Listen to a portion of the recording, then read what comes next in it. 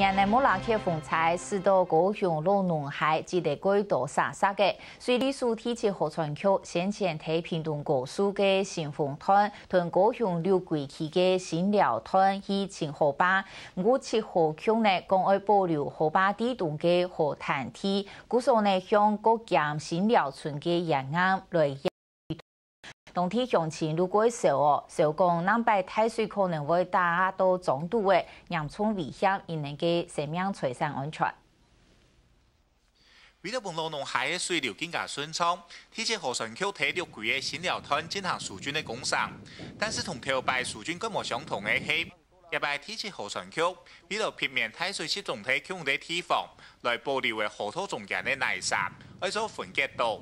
不过，按尼沙棚距离岸上冇到1公里，有冇符合保护的新寮村居民认为，一旦生命财产有可能因为按尼受到威胁。从当个吼，你做好时间老东西，吼，伊咱嘛呢一开的时候，那偏偏个大中央插头来食个嘛吼，你地冇嘢的啊。按那边按新寮里那边个大的啊，都是太水的时候，都是你过那边的啊，过新寮里那边啊。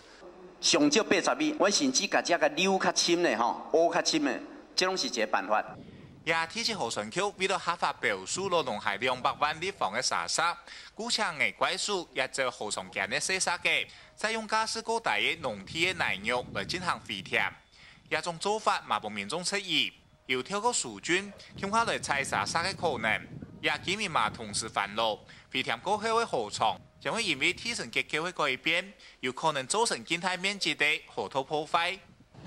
表面看来偏高的话，问题伊热海程度差不多热3米层嘛，伊讲那条奶油嘛，肥田贵差不多3米啊。按3米的时间，都是太水的时间，干那条奶大一招啊，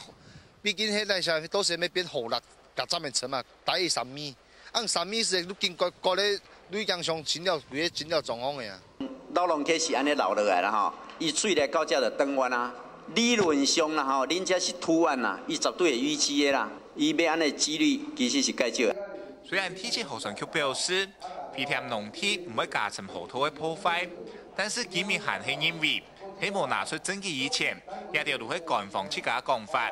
对对河川区也摆召开协调会的结果，新寮村的村民抢做得签署来接收。客家新闻真分子，高雄报道。